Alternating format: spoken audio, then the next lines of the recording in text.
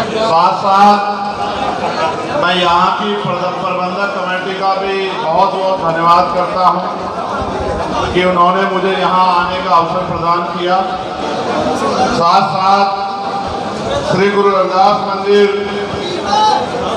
डेरा कपाल मोचन के जो गद्दी नशीन हैं महाराज निर्मल दास जी, उनके चरणों में भी मैं नतमस्तक होते हुए उनका भी धन्यवाद करता हूं कि उन्होंने आशीर्वाद देने के लिए मुझे यहाँ बुलाया। मेरे सामने दो मांगे रखी गई हैं। मैं सबसे पहले उन मांगों को ही बात रखूं। एक मांग ये है कि गुरु रविदास महाराज जी के नाम पर देश में एक आध्यात्मिक केंद्र होना चाहिए जहां हमारे बच्चे गुरु रविदास जी के नाम अध्ययन और शिक्षा के क्षेत्र में पीएचडी कर सकें। मैं आपको विश्वास दिलाता हूं और गुरु जी को ये विश्वास दिलाता हूं कि जो समाज ने यहाँ मांग रखी है इसको हम लोग आने वाले साल समय में इसकी पूरी प्रक्रिया को जान के किस तरह से तैयार होगा हम लोग इसको बनवा के देंगे। मैं इस बात का आप लोगों को वचन देता हूँ। ये किसी नेता की जबान नहीं, ये आपके खून की जबान है। ये जबान कर तो सकती है, झुक नहीं सकती। मेरी बात पे याद रखना। दूसरी एक मांग है कि गजेटेड छुट्टी होनी चाहिए सदगुरु रविदास जी के नाम पे। हाँ, ये बड़ी दुखदाई बात है कि सरकारों ने अपने अपने हिसाब से इसको ढाला। जहां जहां जिनकी सरकार होती है, जिनको अच्छा लगता है वो छुट्टी कर देते, जिनको अच्छा नहीं लगता वो छुट्टी नहीं करते।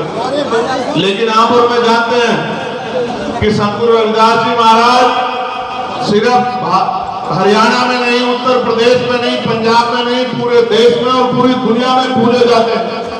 पूरी दुनिया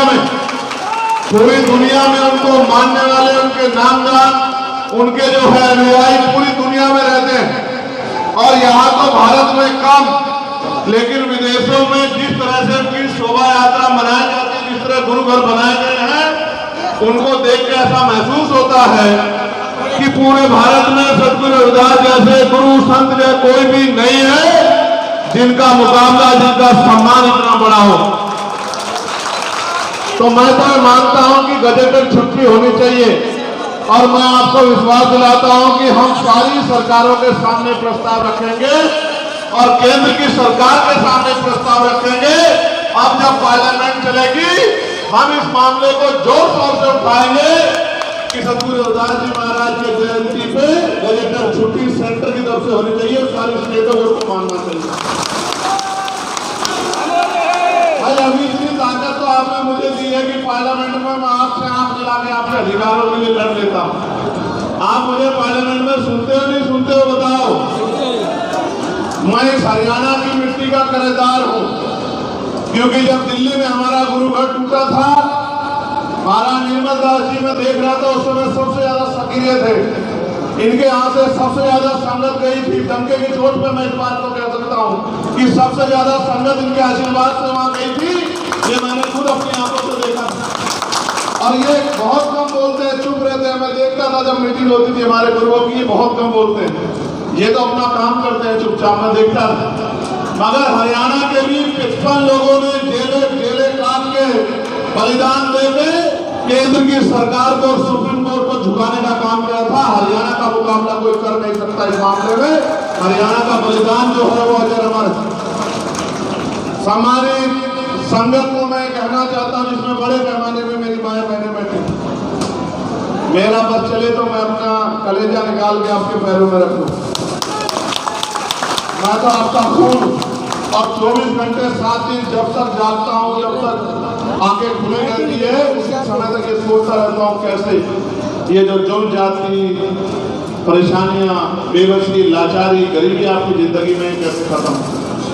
और जब कोई रास्ता नहीं मिलता तो सदगुरु महाराज की वाणियों को याद करता रहता हूं। एक वाणी जो मुझे बड़ा प्रभावित करती है, जो देश की व्यवस्था पे बड़ा चोट करती है, और वो वाणी ये है कि रविदास जन्म के कारण होत न कोई नीच, और नर को नीच कर डाले ओछे क्रम की प्रीत। यानी कि जन्म के कारण कोई छोटा बड़ा नहीं होता है। छोटा बड़ा बुरा अच्छा आदमी अपने कर्मों से होता है। और हमको ऐसे गुरु के सपूत हैं, ऐसे गुरु के बच्चे हैं जिस गुरु का लोहा जो है पूरी दुनिया ने माना कि ऐसा चाहूं राज में जहां मिले सबनु मन और छोट बड़े सब सम बसे रविदास रहे प्रसन्न। मैंने ये बात पार्लियामेंट में कही। जब मुझसे पूछा गया, मुझसे कई नेताओं ने मंत्रियों ने पूछा कि भाई चंद्रशेखर आपके पास क्या फॉर्मूला है, 75 साल से देश चल रहा है, अभी तक गरीबी भी खत्म हुई, बेबसी भी खत्म हुई, लाचारी भी खत्म हुई, महिलाओं पर अत्याचार खत्म नहीं हुआ, अभी तक अच्छी सुविधाएं नहीं, आप पे क्या फॉर्मूला है, आप क्या बताना चाहते हो? तो मैंने कहा कि हमारे सदगुरु महाराज ने कहा है कि राज ऐसा होना चाहिए जहां कोई छोटा बड़ा ना हो, जहां कोई ऊंच नीच ना हो, जहां कोई भेदभाव ना हो, जहां किसी को खाने के लिए अन्न की, तन ढकने के लिए कपड़े की, सर ढकने के लिए छत की, पीने के लिए साफ पानी की कोई कमी ना हो, सबके लिए भरपूर हो। राज ऐसा होना चाहिए जहां बहन बेटियों का सम्मान हो। राज ऐसा होना चाहिए जहां कोई बहुत अमीर ना हो, कोई बहुत गरीब ना हो, कोई किसी का मजाक ना उड़ा सके। राज ऐसा होना चाहिए जहां किसी को कोई चोरी ना हो, किसी के साथ कोई भय ना हो, कोई लूट ना हो, किसी हत्या ना हो। ऐसा राज होना चाहिए। और मैंने कहा कि जिस दिन इस देश में बेगमपुरा राज आ जाएगा, उस दिन के बाद आप देखना इस देश में कोई भी जो है परेशान नहीं रहेगा, सब लोग खुशहाल हो जाएंगे। और मैंने ये भी बताया कि बेगमपुरा राज ऐसा राज है कल्पना 600 साल पहले हमारे सदगुरु रविदास जी महाराज ने की। बेगमपुरा का मतलब है बिना गम का राज, जहां किसी की जिंदगी में कोई गम ना हो। तो मैंने कहा जिस दिन इस नीति को मानने वाले लोग सत्ता में बैठ गए और ये बेगमपुरा के आधार पर देश बन गया, उस दिन इस देश से गैर बराबरी खत्म हो जाएगी और ये ऊंच नीच खत्म हो जाएगी, भाईचारा बन जाएगा। तो अभी उसमें समय है, क्योंकि अभी गुरु के जो लाल हैं, गुरु के जो गुरुमुखी हैं, गुरु की जो संगत है वो थोड़ी पीछे चल रही है। लेकिन मेरा भरोसा है धीरे धीरे वो संगत अपने पैरों पर खड़ी होगी। बाबा साहब ने भी हमें रास्ता दिखाया, बाबा साहब ने भी हमें समझाया और मैं तो बड़ा खुश हूँ।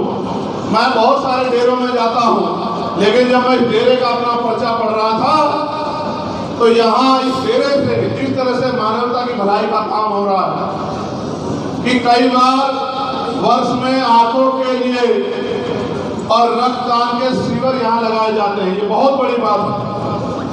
जिनकी आंखें ना हो या आंखें जिनकी खराब हो गई हो, उनकी आंखें बनवाने के लिए और रक्तदान के शिविर, रक्त डोनेट करने के लिए, दान करने के लिए यहाँ शिविर लगते हैं। साथ साथ यहाँ गुरु का लंगर जो है वो 24 घंटे 7 दिन पूरे महीने चलता रहता है। ये भी बहुत बड़ी बात है, सदगुरु महाराज की करता है। साथ साथ गुरु नानक देव जी की जयंती पर के उत्सव पर यहाँ पूर्णमासी में यात्रियों के ठहरने की, भोजन की व्यवस्था की जाती है। और साथ साथ यहाँ के प्रांगण में 6 से लेकर 10 तक, कक्षा 10 से 6 से लेकर कक्षा 10 तक के गरीब बच्चों के रहने खाने की मुफ्त सुविधा, उनकी पढ़ाई संबंधित सामग्री दी जाती है। और साथ साथ सदगुरु रविदास जी महाराज का जन्मदिन में शोभा यात्रा और 14 अप्रैल यानी कि डॉक्टर बाबा साहब अम्बेडकर की जयंती यहाँ बड़े धूमधाम से मनाई जाती है। ये जो स्कूल चलाने का काम करते हैं, मुझे अभी विदिशा के बच्चे यहाँ मिले जो मध्य प्रदेश से उस कोने से आके यहाँ पढ़ रहे हैं। ये बहुत बड़ी बात है।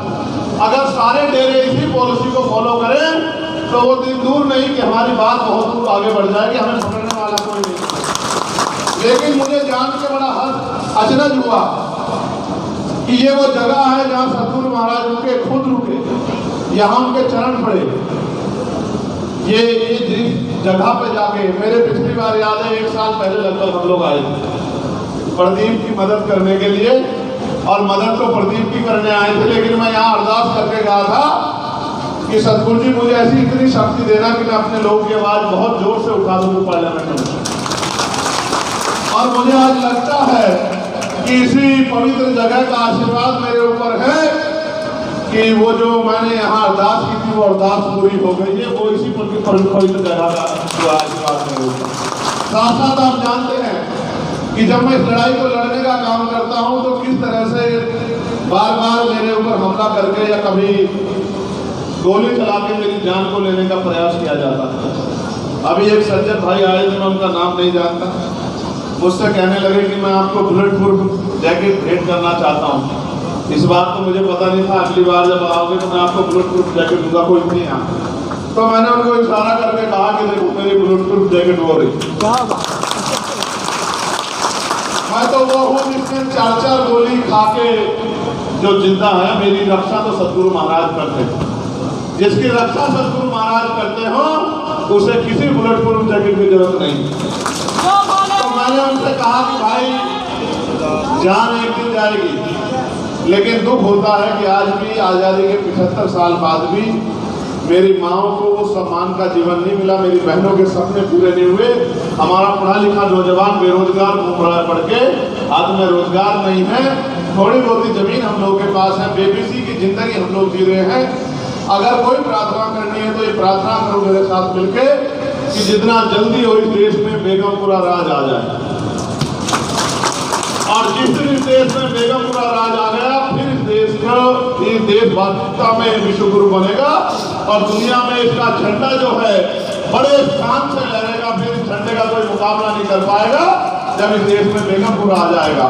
मैं महाराज जी का भी धन्यवाद करता हूँ और उनसे आशा भी करता हूँ कि उनका आशीर्वाद सबको मिलता रहा। अब उनका आशीर्वाद अपने इस बेटे अपने बच्चे को भी मिलेगा। उनका आशीर्वाद, उनका हाथ हमारे सर पे भी आएगा, क्योंकि हम भी समाज के लिए कफन बांध के घर से निकले हैं। महीने महीने घर की तरफ नहीं देखते। कल मैं छत्तीसगढ़ में था। महाराज जी छत्तीसगढ़ यहाँ से हजारों किलोमीटर दूर। कल मैं छत्तीसगढ़ में था। छत्तीसगढ़ में समाज की लड़ाई लड़ते हुए वहाँ गुरु घासीदास जी हैं, उनकी एक पवित्र जगह है गिरलोदपुरी, उसमें जैतखाम उनका निशान है, वो काट दिया। और जब सम्मान की लड़ाई लड़ने, जैसे हम दिल्ली में गए थे गुरु घर की लड़ाई लड़ने, तो जब वो लोग लड़ाई लड़ने आए तो 200 लोगों पर मुकदमा लगा के नौजवान बच्चों को जेल भेज दिया। कल मैं उनकी लड़ाई लड़ने गया था। मुझे लगता है मेरा जीवन तो इसलिए है कि आपकी लड़ाई में लड़ता हूँ। लेकिन मैं आपको वचन देता हूँ, जब मैं पार्लियामेंट में जीत के आया तो मैं सबसे पहले गया था उसी गुरु घर पे, उसी पवित्र जगह पे, दिल्ली में तुगलकाबाद में, जहाँ आज तक हमारा गुरु घर नहीं बना। इस सरकार ने वादा किया था, सुप्रीम कोर्ट ने वादा किया था। मैं वचन देकर कहता हूँ कि सरकार की ईंट से बजा देंगे अगर जल्दी हमारा गुरु घर नहीं बना, जिस गुरु घर के लिए हमारे लोगों ने बलिदान दिया।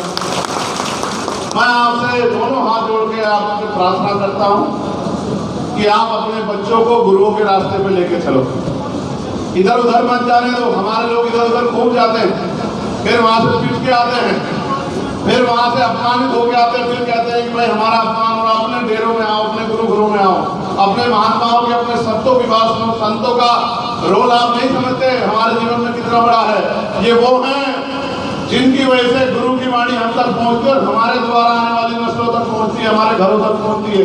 अगर सत्य ना हुए तो गुरु की वाणी हम तक नहीं आएगी। गुरु की वाणी हम तक नहीं आई तो फिर गुरु के विचार को आगे नहीं बढ़ा पाएंगे। हमें धन्यवाद देना चाहिए संतों का और उनके चरणों में नमन करना चाहिए, उनकी बात पे चलना चाहिए। जैसे सब लोग अपने संतों की बात के पीछे खड़े होते हैं, हमारे लोगों को भी अपने संतों की बात के पीछे खड़ा होना चाहिए। अगर वो दिन को दिन कह दे तो दिन मान लेना चाहिए, अगर वो रात को दिन कह दे तो रात को भी दिन मान लेना चाहिए, क्योंकि गुरु कभी गलत नहीं होता, गुरु कभी गलत रास्ता नहीं दिखाता। अगर हम इनकी बात पे पहरा देंगे तो मैं लिख के देता हूं कि किसी की मजाल नहीं होगी हमारे लोग बांग उठा के देख ले मेरी बात को आप याद। तो मैं यहाँ मोदी साथ संगत के लिए प्रार्थना करता हूँ, सतगुरु जी की कृपा आशीर्वाद आप लोगों पे बना रहे और हमेशा बेटा भाई होने के नाते मैं अपनी जिम्मेदारियों को अदा करता रहूंगा। तो जो वचन समाज ने मुझे यहाँ दिए हैं, मैं विश्वास दिलाता हूँ इनको बहुत जल्दी पूरा करके, और जिस दिन इनका आधा काम मैं पूरा कर दूंगा, फिर माथा टेकने के लिए यहीं आऊंगा डेरे पे और यहाँ माथा टेक के इसकी आधी बात को मजबूत करने का काम करूंगा। लेकिन विश्वास तो ये है कि बहुत जल्दी हम इसको पूरा ही करवा देंगे। बहुत बहुत धन्यवाद। जय गुरुदेव, धन गुरुदेव, सतनाम, सत साहिब, जय भीम, जय भारत। बोलिए सतगुरु रविदास महाराज की, बोलिए सतगुरु रविदास महाराज की, स्वामी अभी थोड़ी डेरा कपाल मोचन की सदगुरु रविदास शक्ति, सदगुरु रविदास शक्ति। जय हिंद, जय भारत। बहुत बहुत धन्यवाद। आपसे ना 2 बच्चे मिलना चाहते हैं।